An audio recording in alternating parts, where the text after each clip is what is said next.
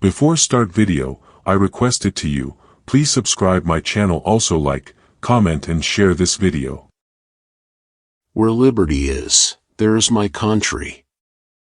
In my youth, I traveled much, and I observed in different countries that the more public provisions were made for the poor, the less they provided for themselves, and of course became poorer. And, on the contrary, the less was done for them, the more they did for themselves, and became richer.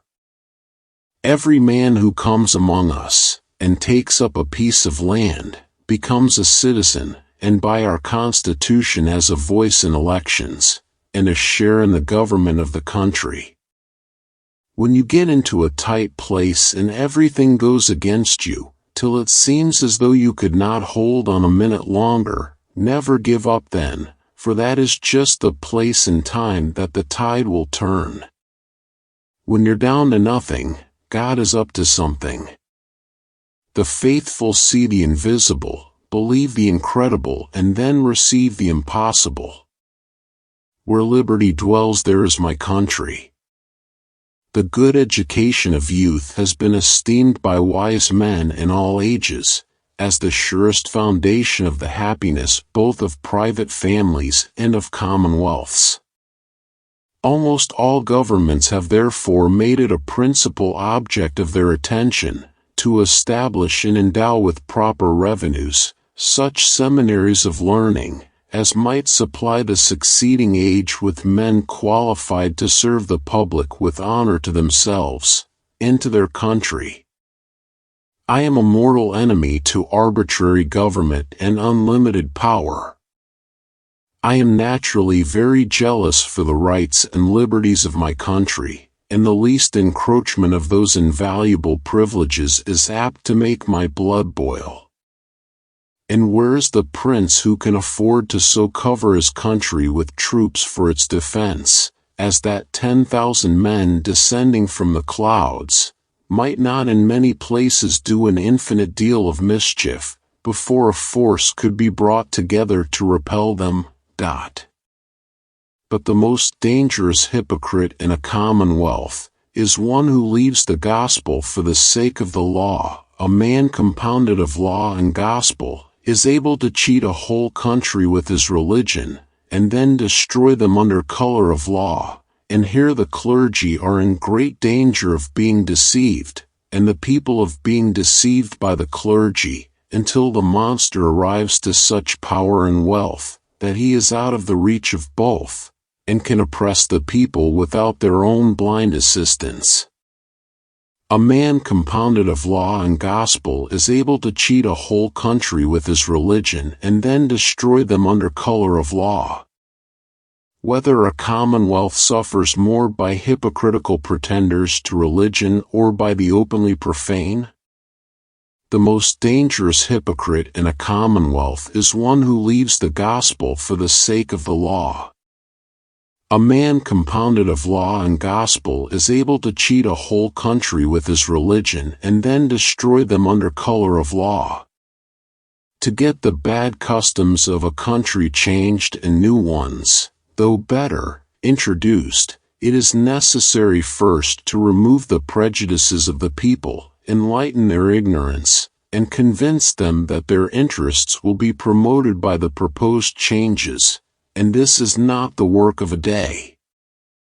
I wish the bald eagle had not been chosen as the representative of our country. He is a bird of bad moral character, like those among men who live by sharping and robbing. He is generally poor, and often very lousy.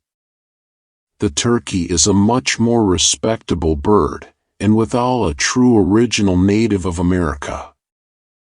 A fine genius in his own country is like gold in the mine. Love of country is the mason's deed, world citizenship is his thought. If the new universal history were also read, it would give a connected idea of human affairs, so far as it goes, which should be followed by the best modern histories, particularly of our mother country, then of these colonies, which should be accompanied with observations on their rise, increase, use to Great Britain, encouragements and discouragements, the means to make them flourish, and secure their liberties. God grant that not only the love of liberty, but a thorough knowledge of the rights of man, may pervade all the nations of the earth, so that a philosopher may set his foot anywhere on its surface, and say, "This is my country." Did not strong connections draw me elsewhere, I believe Scotland would be the country I would choose to end my days in.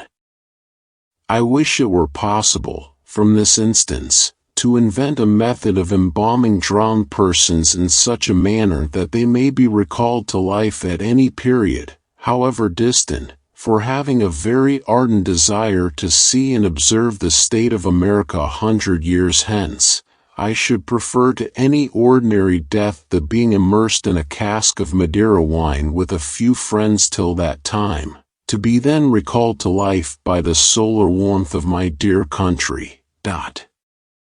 The importation of foreigners into a country that has as many inhabitants as the present employments and provisions for subsistence will bear, will be in the end no increase of people, unless the newcomers have more industry and frugality than the natives, and then they will provide more subsistence, and increase in the country, but they will gradually eat the natives out.